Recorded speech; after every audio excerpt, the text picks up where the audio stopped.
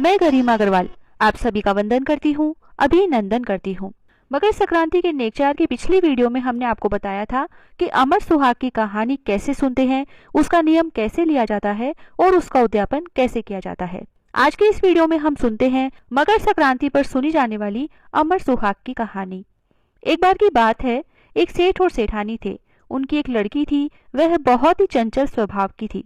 एक बार वह अपनी सहेलियों के साथ खेलते खेलते एक मंदिर में जा पहुंची, जहां पर कुछ औरतें भगवान भोलेनाथ और मां पार्वती की पूजा कर रही थी और अमर सुहाग की कहानी सुन रही थी। उसने भी उस कहानी को बड़े ही ध्यान से सुना और उन औरतों से पूछा कि आप यह क्या कर रही हैं। तब उन्होंने उसे बताया कि हम भगवान भोलेनाथ और मां पार्वती की पूजा करके अमर सुहाग की कहानी सुन रहे हैं। वह इतनी चंचल थी कि उसके मन में भी यह बात सुनकर अमर सुहाग की कहानी सुनने की इच्छा हुई।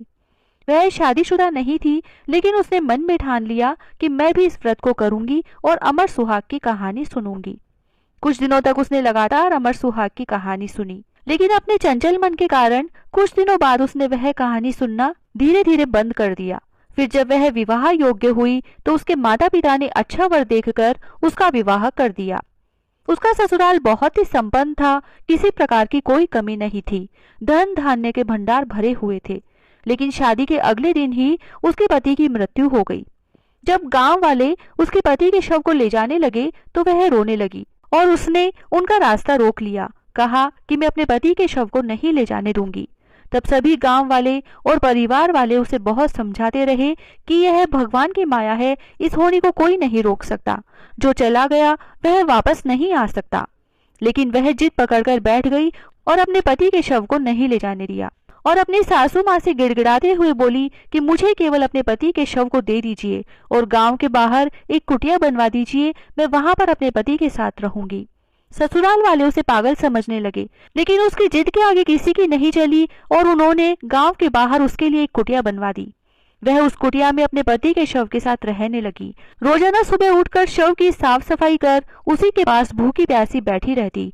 घर वाले व गांव वाले कुछ बचा कुचा खाना उसके लिए भिजवा देते थे, जिससे उसका काम चल रहा था। वह रोजाना बैठी बैठी अपने भाग्य को कोसती रहती और पार्वती माता से विनती करती कि मुझे यह किस बात का दंड मिला है। उसके इस करुण भाव से एक दिन दया करके माता पार्वती प्रकट होकर बोली कि पुत्री, तूने अपने चंचल मन स्वभाव के कारण अमर सुहाग की कहानी सुनने का संकल्प लिया था और उसे तूने पूरे किए बिना ही बीच में छोड़ दिया। यह उसी का परिणाम है कि तेरा पति भी तुझे बीच में छोड़कर चला गया। तब उसने पार्वती माता से अपनी भूल के लिए क्षमा मांगी और इसका उपाय पूछा। तब पार्वती माता ने उसे कहा कि तू फिर से अमर सुहाग का व्रत करने का संकल्प ले और नियमित रूप से कहानी सुनकर व्रत रख। एक समय भोजन करना, संध्या समय में दीपक जलाना, इससे तेरा पति पुनः जीवित हो जाएगा। ऐसा कहकर माता पार्वती अंतर्ध्यान हो गई। तब उसने 1.25 महीने की कहानी और व्रत का संकल्प लिया। वह रोजाना सुबह स्नान आदि से निवृत्त होकर स्वच्छ वस्त्र धारण करके मां पार्वती और भोलेनाथ की पूजा करके अमर सुहाग की कहानी सुनती और व्रत रखकर शाम को दिया जलाकर एक समय भोजन करती। ऐसा लगातार करने पर 1.25 महीने बाद उसका पति मां पार्वती और भगवान भोलेनाथ की कृपा से फिर से जीवित हो गया। यह देख वह बहुत ही खुश हुई। उस दिन जब उसकी ननद उसे खाना देने आई तब वह बाहर से सुनती है कि भाभी किसी से बात कर रही है। तब वह अंदर जाकर देखती है कि उसका भाई जीवित हो गया है और भाभी उससे बातें कर रही है।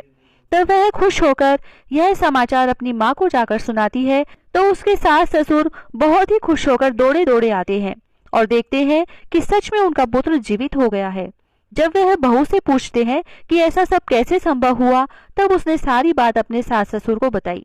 सभी गांव वाले और घर वाले बहुत ही खुश हुए और उसे घर चलने के लिए बोले, लेकिन उसने कहा कि मैं इस कहानी का उद्यापन किए बिना घर नहीं जाऊंगी। तब उसके सास ससुर तुरंत ही उसकी इस बात के लिए तैयार हो गए और उसके उद्यापन की पूरी तैयारी कर दी।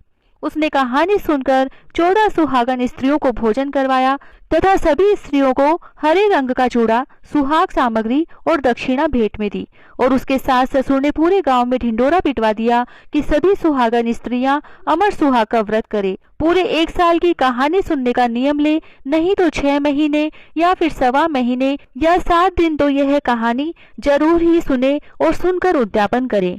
और माँ पार्वती तथा भगवान भोलेनाथ से अपने सुहाग की रक्षा के लिए प्रार्थना करे। हे माँ पार्वती, जैसे उस लड़की को सुहाग दिया वैसे सबको देना, जैसे उसको दुख दिखाए वैसे किसी को न दिखाना, कहता न सुनता न हुकारा भरता ने सारे परिवार की रक्षा करना। बिंदाई जी की कहानी। बिंदाई जी की अमर सुहाग की कहानी। एक भाई और एक बहन थे।